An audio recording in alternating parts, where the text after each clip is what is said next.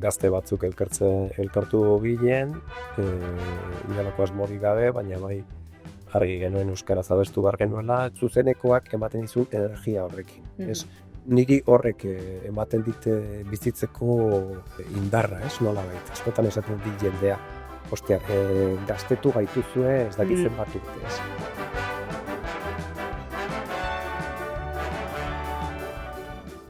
Eta zu beti pentsatzen zaitut, euritan da bakoitzean.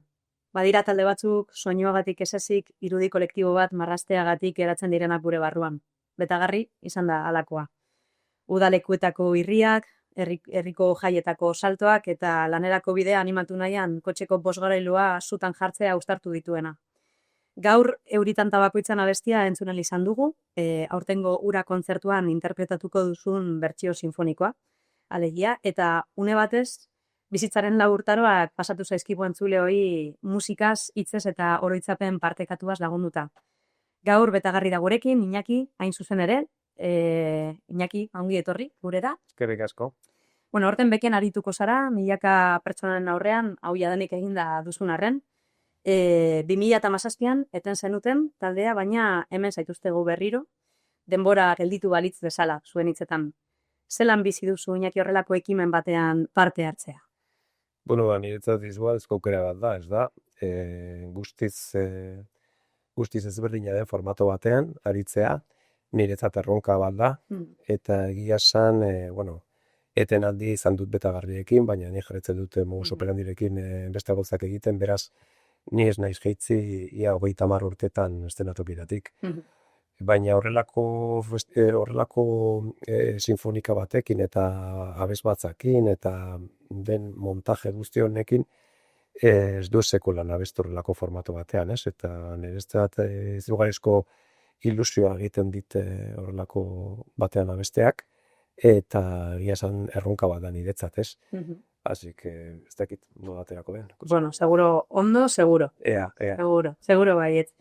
Hitzak esaten du ez, maite ditut udaberrian agertzen diren lehen loreak. Zuen musika ere udaberri bat izan zen Euskal Herriko esenan, freskoa, koloretsua, bizia. Nolako izan zen hasiera hura? Ze, belaunaldi gaztenek agian ez dute gogoratuko, edo ez dute ezagutuko, zelan hasi zen betagarriren proiektua 1973an, okenezko nahi. 83an. Bola hasi zen, gazte batzuk elkartu ginen, inolako asmorik gabe, baina bai argi genuen euskaraz abestu behar genuela, eta guri ska, reggae eta rock asko gustatzen zitzaigun, orduan aukera hartu genuen horrelako banda bat egitearena, ez da? Eta, hasi ginen maketa batekin, horre nahiko freskoa izan zana, eta aukera asko matzigune jotzeko, eta proiektua ere plazaratzeko Euskal Herria eta Euskal Herritik kanpo. Eta hor hasi zen dena, ez? Degerio 1986an lehenengo diskarekin, izan zera botxo bat eztanda, eta hortik aurrera atera genituen 11 diska inguru, eta 24 urteko zibilbidea, ez da? Eta izenaz, irakurrita daukat, kuadriako kamiseta baten izan zala, betagarri? Bueno, egia esan, betagarri izan zen, gure kuadriako, gainera, gaur egun ez dago gurekin, hil zan, eta berak, oso gustoko zuen izena, eta, beraz egon talde barruan baizik eta txapartari moduan ibiltzen zan, hasieran batean, Javier Goikoetxea zure izena, eta berak esan zuen, betagarri izena bere aitona edo ikazkina zala, eta esan zuen oso izen egokia zala, betagarri zen ikatza egiten zenean txondorretan botatzen zen egurrezko beta batzuk, ez? Nolabait, eta gero egitura moduan ere erabili izan da, zuari bizitzeko, sua bizitzeko, eman betagarri, egur gehiago botatzeko, edo haize gehiago emateko, horrelako garrak eta bizitzeko gehiago, ez da. Orduan, biziagoak izan zitezen. eta hortik atera zen apurtxo bat, ez? Gu ere gustoko genuen izenaz, eta, bueno, pues hartu genuen honeko arabarraren izena zen betagarri, ez? Mendialdeko hitza baita. Oso ondo. Egunak emango nituzke ala, esaten duzu letran, haizeak kantatzen duen artean. Zen izan da, Iñaki, zuretzat musika egitearen arrazoirik sendoena? Eta noiz jakin zenuen lehenengoz gauzela haizea? Bueno, musika egiteko, pues, gu joaten ginen askotan kontzertuetara, instituto garaian eta horrela, eta niri betidanik abeste asko gustatu zait, abestu izan, pues, abes batzetan abestu nuen, lehenengo Arantzazun, gero baita ere Gasteizen beste abes batza batean, eta orduan abestea gustatzen zitzaidan. Eta orduan elkartu nintzen hor delinkuente batzuekin, eta joaten ginen kontzertu guztietara, eta gure aisialdian, pues, lokal ensaiora joaten ginen bertsoak egitera eta kantuak egitera, eta hortik abiatuta, pues, hasi zen proiektua. Oso natural batean, ezta? Hori. Berezkoa zen orduan. Oso talde gutxi zeuden Gasteizen, guztiak jebiak ziren gogoratzen naiz, jebia zala, ez, jaunda jabe, eta gainera erdaraz, ez, erdarazko talde guztiak. Gasteizko euskarazko oso talde gutxi zeuden, ertzaileak taldea, Gasteizen jaioa, baina berez gasteiztarrez osatutatzegoen taldea, ere. Bueno, abeslaria Legazpiarra, Gari, gero Zabala ere Mekoleta hor inguru horretakoa, zekite jaiotzez ere gasteiztarra den, baina, bueno, gero Kike bai gasteiztarra eta Txampi Agurain ingurukoa, ez? Bueno, baina bai izan zen, ba hori, 90 hamarkadan, pues, Arabaneko erdalduna zan, euskara oso gutxi entzuten zan, ikastolen mugimendua hazia zan, aldez aurretik urte batzuk aurrerago, baina oso hiri erdalduna eta, bueno, kontzientzia gutxi zuena euskararekiko garai horretan, eta, bueno, pizkanaka gu ere hasi ginen honekin, eta, bueno, zorionez, pues, bueno, oihartzun handia izan genuen Euskal Herria bai. Apostu bat izan da orduan euskara erabiltzea ikatzeko ez? Bai, argi genuen, naiz eta gure ama hizkuntza ez izan, pues erabili behar genuen eta proiektua euskaraz izan behar zuela. Autu bat.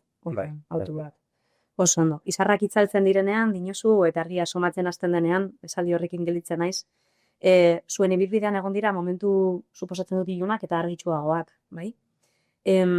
Zer izarren itzaltze edo krisi bizi izan zenituzten orduan gogoratzen alduzu? Edo denborarekin apur bat argia bakarrik somatzen eta gogoratzen duen horietako azarazu, Iñaki? Bueno, talde guztietan daude aldaketak, eta hori horrela da. Pues hasierako taldekideetatik oso gutxi gelditzen ziren, pues metalak, bai Unai, Gabina eta Mikel, eta gero Iker, ezta? Iker bateri jolea ere. Ja, hirugarren laugarren diskatik aurrera ziren. Hirugarrenetik, bai, Iker bai. Eta orduan aldaketa asko daude, aldaketak daudenean, pues, mugitzen dira energiak eta mugitzen dira onerako eta txarrerako. Eta, bueno, gurean uste dut onerako izan zirela, ez? Ja, bazeuden garai bat bete zuten taldekide batzuk, gitarrista Golfalo eta Aitor, bi gitarristak, eta orduan, pues, osagai berriak edo musikari berria sartu ziren, eta horrek eman zion ere haize berria taldeari, ez? Nik uste dut pasatu ditugula momentu ederrak, ederpillo bat, okerrak baino gehiago ederrak izan direla, gehien bat, eta besterik gabe, askotan bikotetan gertatzen den moduan, agian amaitutzat ematen duzu etapa bat, eta esaten duzu utziko dugu, eta ikustiko dugu etorkizunean bueltatzen garen, ala ez, ala zer ez.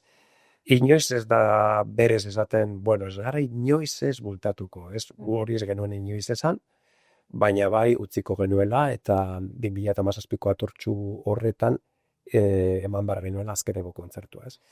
Eta orduan, bueno, bai, ensaioetan ikusten da nekea, ikusten da jendea agian beste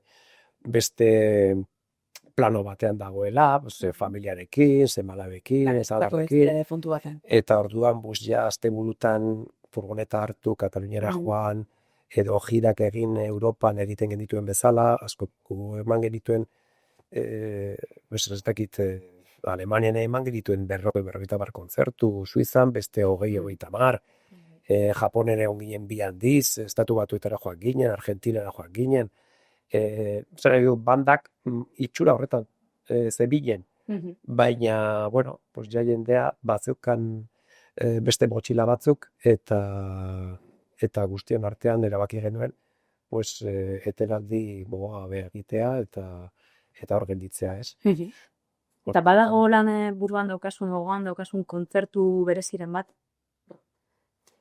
Kontzertu Zergatik? Bueno, asko izango dira, supongo, ez, baina...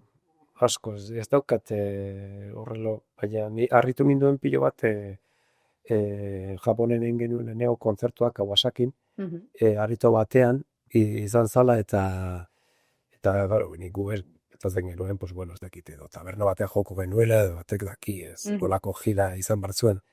Eta izan zen, 2000 pertsonatik gorako kontzertua, beste ska eta rock banda batzuekin japoniarrak, eta horren Mano Negrak grabatu zuen bere zuzenekoa Japonen, ez? Eta orduan, enteratu ginen, eta izugarrizko ilusioa egin zigun hor lehenengo kontzertua egitea, eta gainera izan zen, izugarrizko harrera izan genuen, japoniar guztiak dantzan, konektatu genuen primeran, eta egia zen oso bitxia eta harritzeko izan zen kontzertu, baina baude milaka. Bai, ez da. Badauka nik uste dut musika hori, ez? Internazionalaren, eman komunaren... Bai, eta batez ere horrelako musikak, ez? Agian egiten baduzu klasikoa, edo beste musika mota bat ez dakit, baina, ska horrelako musika dantzagarriak eta energiak berehala daude horra idean eta feedbacka badago. Oso ondo. Artista asko pasa dira gure estudiotik, egun hauetan eta ikusten ari gara, denok daukazuela komunean, estilo propio eta bakarra egiten duzuela. Euskal musikaren panorama, egia da kolorez janzten ari den momentu batean bizi garela, baina zein leku dauka zure ustez ska musikak, orain, Euskal Herrian? Nik uste dut ska musikan berez, ska eta rock eta horrelako musikak geratu dira beste plano batean, ez, gaur egunez.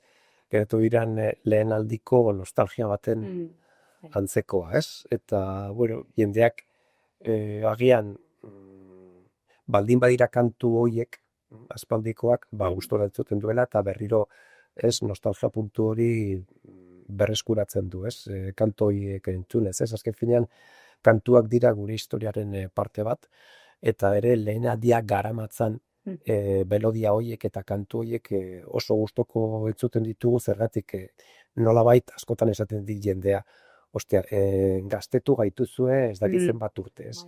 Eta da modu bat, musika da modu bat gaztetzeko, ez? Eta joateko lehenaldiko gazte horretara, ez? Orduan, nik uste dut orain ez dagoela modan, ska eta horrelako musikak, baina jendeak baldin badira aspaldiko kantu horiek gustora entzuten dituela, ez? Orduan, baina nik beti izaten dut, musika historia bezala eta historia ekonomia bezala eta gauza asko bezala dira, da zikloak dira, ez? Orduan ziklo horietan berriro etorriko da ska eta reggaearen mugimendu hori, ez da? Berriro etorriko da. Ze kontzertuetan, azkenengotan egon naizela zuek ikusten, horre belaunaldi asko egon gara batuta, txiki-txikitxoetatik, hori ja adin batekoak alde dano batera dantzu, zerbait dago hor, aman komuna. Orduak pasatu esaten duzu gora begira, odeien itxurak ulertu nahian. Musikat, kontemplaziorako eta barnerako toki bat ere eman dizula suposatzen dut. Zer da musika bizitzari zentzua aurkitzeko modu gisa, zuretzat, Iñaki? nik musika batez ere, hau da, grabatzea eta ensaiatzea eta guzti hori, niri behintzat ez zait gehiegi gustatzen, ez? Azken finean da, pasatu behar duzu apurtxo bat gaizki, gero produktu bat izateko, edo zerbait ez grabatuta, eta nik ez dut oso ondo pasatzen egia esan. Ni disfrutatzen dut zuzenekoekin, ez? Eta jendearekin batez ere. Eta zuzenekoak ematen dizun energia horrekin, ez? Orduan, niri horrek ematen dit bizitzeko ez dakit indarra, ez? Nolabait, ez? Eszenatokira egotzeak ematen dizu garizko ilusioa, eta nik uste dut neurri handi batean, ez dakit gazte garai horietara joateko eta oroitzeko ematen dit aukera, ez? Eta nik uste dut horregatik egiten dudala behinetako jagotan bat disfrutatzen dudalako pilo bat, nahiz eta jende gutxi egon, jende badin badago disfrutatzen izugarria da, eta gero nire taldekidekin sortzen den energia hori bizitzeko irrikan nago, ez? Orduan nik horrexegatik igotzen naiz eszenatokira. Esango dizut, egunen batean ez bau sentitzen energia hori edo irrika hori ez naizela igoko. Koherente zara orduan, sentsazio horrekin, ezta? Bizi behar den sentsazio horrekin. Eta bada zerbait kantu baten bidez isildu ezin duzuna, Iñaki, eta kontrara inoiz abestera ausartu ezarena? Edo ez? Bueno, ez dakit zer zentzutan, ez dut. Gairen bat, ez dakite gauzaren bat inoiz atrebitu zarena, edo kontra esan duzuna, hau beti agertu behar da nire letretan, edo beti izan behar du leku bat nire diska baten barruan, adibidez. Bueno, nik uste dut inoiz ez dugula horrelako mugari jarri, ez? Nire letretan eta musikan atera zaiguna. Ia zan, baina ez du jarri inolako trabarik, eta gainera beti nolabait, zuk ikusten badituzu taldeen letrak ere askotan dira gizartearen isla. Gizartean gertatzen ari zenaren isla. Orduan, askotan zuk ez baduzu, ez dakit, eduki politiko-soziala ikusten zenbait letretan, askotan da gizarteare ez dagoelako plan horretan, ez? Orduan, agian hori gertatu zaiguna guri ere bai, ez? Nolabait, guk ere kritikatzen genuen eta zabatzen genuen gizartean ikusten genuen hori. Eta, orain gaudela beste argazki batean, agian beste letra mota batzuk egin behar diraz, baina, nik uste salaketarena beti ondo dago eta beti daude gauza zaratzeko lehen, orain eta etorkizunean. Argi dago, bai. Diozu ere, eta zu beti pentsatzen zaitut, euritanta bakoitzean, denetan. Badirudia beste hau pertsona baten absentzian edo presentzia isilean oinarritzen dela. Nortzuk izan dira beti pentsatu dituzun horiek, astebururo oholtza baten gainean aretzen sinetenean, edo zarenean? Pentsatu beti pentsatzen dugu publikoaren gan, ez? Nik uste dut beti pentsatzen duzu abesten duzunean zenolako harrera izango duzun, zenolako feedbacka izango den publiko horrekiko, nola hartuko zaituzteten, eta baita ere taldekoen gan, ez? Hau da, taldean egon behar du vibra ona, gero transmititu nahi baduzu. Vibra txarra baldin badago, ezin izango duzu transmititu behar duzuna, eno behar adina, ez? Orduan hori harari dago. Bi plan horiek, ez? Alderatetik partaideengan eta publikorengan. Oso, no. Dinozu ere gogoko ditut elurrak neguan ostoak erotzen begiratzea udazkenean, bai? Zuen ibilbidea ere bada urtaroen gisakoa, bai? Bizitza bera urtaro bat da funtsean. Zen izan da zuretzat betagarriren uda eta zein udazkera? Uda asko pasa ditu. Uda asko eta uda guztietan, ez, oso positiboak izan ziren eta oso bankorrak egia zan. Gogoratzen naiz, batez ere Euskal Herrian eta batez ere Katalunian, ez? Katalunian izan ditugun udak, eta ondartzatan jotzea, eta hango jendearekin konexioa, ez? Uda da jendea ezagutzea, lagun berriak egitea. Nolabait horrek ematen dizu musikak ere bai, ez? Ez bakarrik publikoarena, eta ez dakiz jendea ezagutzea.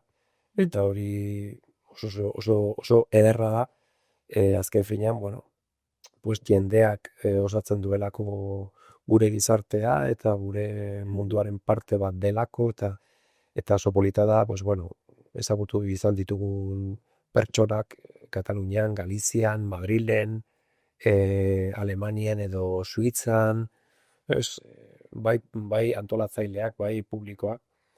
Eta, bueno, udazkena izan zitezkeen azkenengo egunak, ez?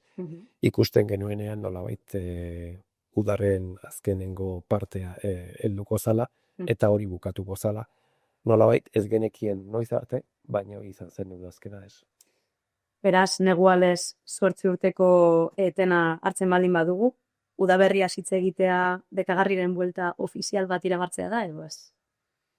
Bueno, ofizialtasunaz ez dakit egia esan, gu ere ez dakigu non gauden, Zein urtarotan zaudeten. hori da, zein puntuan gauden. Egia esan egin genuen aurkezpena egiteko, osea, 30 urte ospatzeko egin genuen jira hori. Gero aukera izan genituen beste festival batzuetan jotzeko, pasaden urte, bueno, orain Zeit Festen eta orain Atortxu Rocken. Datorren, bueno, mendik 2 astetara, 3 astetara. Eta egia esan ez dakite etorkizunaz gauza gehiago egingo ditugu, gauza batzuk, baina izango dira puntualak eta nolabait guk kontrolatuta, nolabait aretoak edo halako gauzak, bai? Eta bero festivalak baldin badaude, pues agian baita ere puntualak izango dira. Baina horrek esan nahi du itzulera bat dela, pues bat daki, ez? Itzulera horrela urte batean 20 kontzertu ematea, ba ez. Baina itzulera bat 5-6 kontzertu emanez urtean zehar izan liteke, ez? Madrilen egon ginen jotzen, eta izugarri izan zen kontzertua. Bartzelonan ere, ederra, eta gainera zeuden Los Chicos del Maíz ondoko aretoan, bestean zeuden Nora Gertrudis ere, nahiko oso gertuko taldea ere bai, osea, beraien azkenengo kontzertua emanez, orduan, genituen lehiakortasun oso hurbila, eta hala eta guztiz ere bete genuen aretoa, eta izugarri izan zen, ez? Orduan, bueno, hor badago proiektu bat mahai gainean, oraindik funtzionatzen duena, eta ikusiko dugu etorkizunak zer dioen. Leihoan jarrita, gela barruan, leihoek ateak zabaltzen dizkigute askotan besteen munduak arretaz ikusteko. Izan ere, Bekagarriren musika leiho bat izan da, askorentzat. Zer sentitzen duzu belaunaldi askoren barrura sartzen den soinua izan zaretela, eta gaur egun ere bazaretela, dakizunean? Bueno, izugarria, ez? Osea, hori musikak hori dauka, ez? Azken finean hiltzen zarela pertsonengan, eta izan zarela pertsona horien bere bizitzaren banda sonoraren zati bat, ez? Eta hori izugarria da, ez? Ez dakit horrelako bizipena izugarria da, ez? Behin baino gehiago komentatu digu, nire lehenengo mezua eman nuen zuen abesti batekin. Edo gertatu zitzaidan ez dakit zer, eta zuen abesti batekin lotzen nuen ez dakit zer. Hori da aberasgarria, izugarria, ez? Eta, bai. Eta, bueno, gu posik guk inoiz ez genuen espero horrelako eremuetara heltzea. Eta, bueno, guia, bueno, eta gureak egina, ez? Joan gaitezke, ez? Etxera, ez? Así que pozik eta dago besterik zure abestiak jendeak abestea eta jendearen gana heltzea eta ikusita heldu zarela, pues hori Lan agindan arre hori seinale. ez da ordaintzen digorekin, ez? Zuen musika bizitik dago oraindik belaunaldi askoren belarrietan, baina gozen etorkizun urrun batean kokatzen. Zure kantuez ari garela, zein mezu jaiso nahiko luke etorkizun urrun bateko Iñakik Betagarriren kantuen inguruan? Emagun, ja, hor, ez dakit, zar bankutxu baten jesarrita, guzkiari begira, zer mezu jaso nahiko zenuke zure kanten inguruan? Bueno, mesua baina, pues ez dakit, suposatzen dut, pues, ez dakit, bizitzan egin izan dudan zerbait interesgarri eta beresgarria ez izan dela, eta izugarri postuko nahuela egin izan dakoaz, ez? Hau da, asko penezatzen duzu zuk zer jaiokon bazina berriro zer izaneko zenuke, ez? Pues, gauza bera egitea gustatuko litzaidake egia esan. Ze ondo. Eta amaitzeko, orain nodeien formak asmatzen ari garela zure letrarekin batera, ametsen bat gelditzen zaizu profesionalki betetzeko Iñaki? Profesionalki, bueno, badaude gauza asko, ez, egia esan, ez? Bueno, ametsa. Egia esan, niko formatzen naiz egin dudanerekin. Egia esan, ez dakit zer esango nizuke, hau bete edo bestea bete edo eski hori betetzen bagituzu jarritu baduzu betetzen. Zan nahi dut, bek bat edo ez dakit edo We Think Center Madrilen, ez dakit zer. Hori egiten duzu, eta gero jarritu orduan, karo, gizakiak beti gehiago nahi du. Orduan nik hastetuta gelditzen naiz izan dudanarekin, eta etortzen bada zerbait, etor da bila. Lan egin behar duzu, ojo, Ez da eltzan behar edo telefono ondoan geratu behar, ea noiz deitzen dizute. Lan egin behar da, besteak egin behar dira, makineria jarri behar da martxan, ez? Baina nik egintakoarekin, nik bapo egitzen. Zer ondo. Ba, ezin da beti esan noiz hasten den zerbait, edo noiz amaitzen den benetan hasi zena. Baina badira soinuz egindako bidegurutzeak eta zuen kantuek Iñaki hainbeste bihotzetan utzi dute arrasto bat, ezen batzuetan isiltasunean ere entzun daitezken. Betagarriren doinuak gure bizitzako udak dira. Argitsuak, biziak, baina iraganera begiratze hutsarekin nostalgia sortzen dutenak. Eta hala ere, euri tanta bakoitzean zuzeneko bat berriro pizten denean, edo norbaitek autoan zuen kantu bat abesten duenean, badirudiena berriz hasten dela. Betiko edo berriro. Eskerrik asko Iñaki eta eskerrik asko Betagarri iraganari ahotsa jartzeagatik, eta oraindik gure barruko udaura kantuan jartzeagatik. Udazkenan ikusiko dugu elta. Eskerrik asko, oso polita.